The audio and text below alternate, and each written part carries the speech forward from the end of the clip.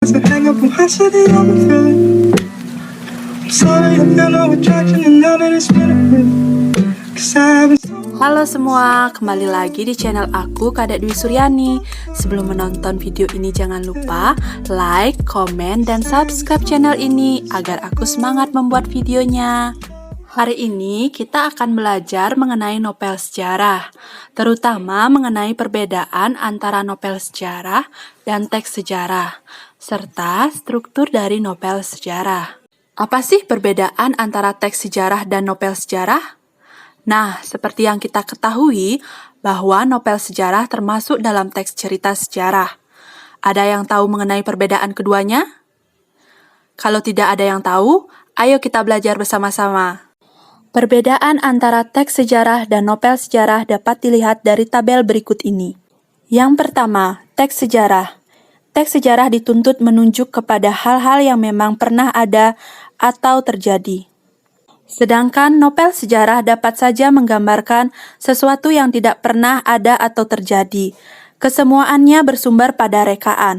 Yang kedua, teks sejarah, yang dimana sejarawan terikat pada keharusan, yaitu bagaimana sesuatu sebenarnya terjadi di masa lampau, artinya tidak dapat ditambah-tambah atau direka. Sedangkan novel sejarah, di mana novelis sepenuhnya bebas untuk menciptakan dengan imajinasinya mengenai apa, kapan, siapa, dan di mananya. Yang ketiga, teks sejarah, hubungan antara fakta satu dengan fakta lainnya perlu direkonstruksi, paling sedikit hubungan topografis atau kronologisnya. Sejarawan perlu menunjukkan bahwa yang ada sekarang dan di sini dapat dilacak eksistensinya di masa lampau. Hal itu berguna sebagai bukti atau saksi dari apa yang direkonstruksi mengenai kejadian di masa lampau.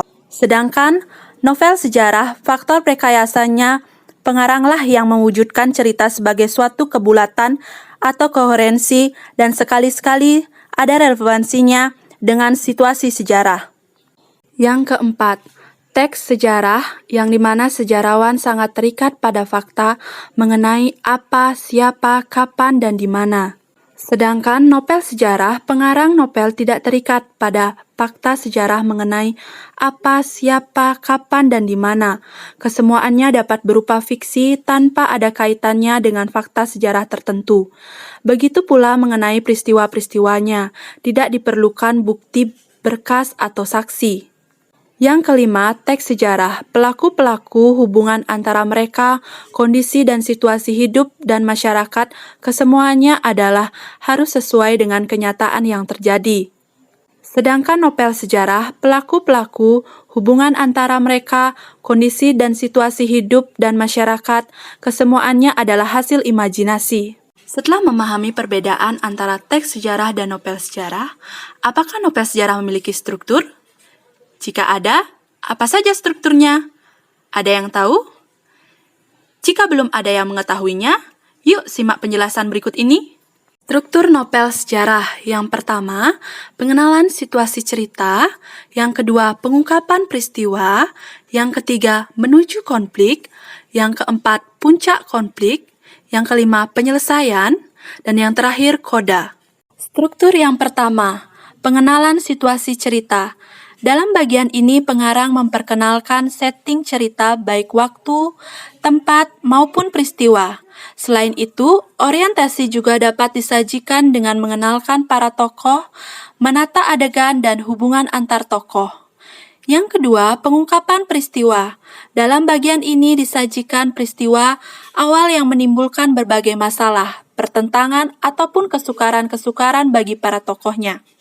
Yang ketiga, menuju konflik. Terjadi peningkatan perhatian, kegembiraan, kehebohan, ataupun keterlibatan berbagai situasi yang menyebabkan bertambahnya kesukaran tokoh. Yang keempat, puncak konflik. Bagian ini disebut pula sebagai klimaks.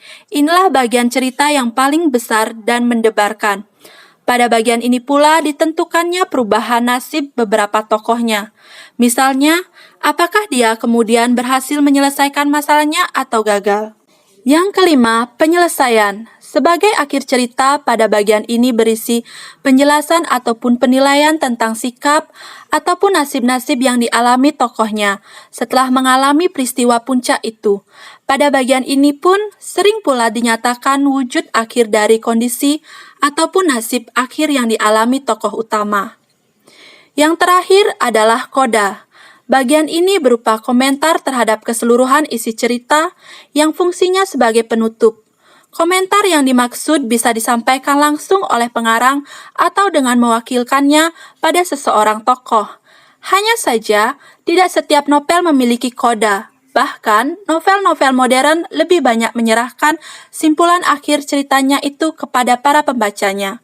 Mereka dibiarkan menebak-nebak sendiri penyelesaian ceritanya. Wow, ternyata itu struktur dari novel sejarah. Lantas, adakah contoh dari struktur novel sejarah? Ini adalah contoh buku bahasa Indonesia yang saya gunakan, edisi revisi 2018. Di sini ada contoh analisis struktur novel sejarah yang berjudul Gajah Mada Bergelut Dalam Tahta dan Angkara. Nah, ini kutipan novel sejarahnya yang termasuk dalam orientasi. Dalam keterangannya berisi penjelasan tentang latar waktu dan situasi cerita yang akan diceritakan, yaitu pada masa Kerajaan Majapahit. Keterangan ini didapat dalam kutipan novel sejarah. Nah, setelah mendapatkan orientasinya, terdapat juga pengungkapan peristiwanya. Pengungkapan peristiwanya ini dikutip dalam novel sejarah, bisa dilihat di kutipan di sebelah kiri. Kemudian pada keterangannya, pada bagian ini penulis menyajikan peristiwa kematian Sang Prabu. Nah, di sini tokoh utama Gajah Mada mulai menghadapi banyak persoalan. Kemudian dalam novel sejarah ini, ada dua hal menuju konflik, jadi ada dua yang menuju konflik. Yang pertama itu peristiwa yang diungkapkan pada bagian ini merupakan peristiwa yang akan menyebabkan terjadinya konflik-konflik berkepanjangan dalam novel. Nah, ini ada dua hal, jadi nanti bisa saja di novel yang dianalisis bisa ada 3, 4, itu tergantung dalam novel masing-masing. Nah, kemudian ada puncak konfliknya. Pada bagian ini banyak peristiwa besar yang terjadi yang menyebabkan permasalahan menjadi sangat rumit. Nah, puncak konflik ini kemudian menimbulkan yang namanya resolusi, yaitu penyelesaian permasalahan atau konflik di Kerajaan Majapahit. Kemudian ada resolusi yang kedua juga yang didapatkan. Kemudian setelah resolusi itu yang terakhir adalah koda. Jadi pada bagian akhir novel penulis memberikan pernyataan tentang semua peristiwa yang terjadi dengan kalimat penutup.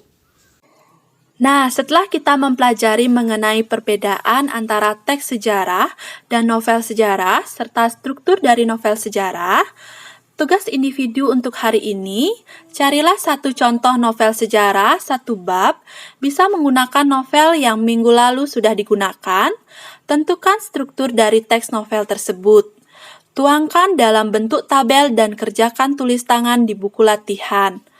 Kumpulkan tugas di Google Form pada Google Classroom.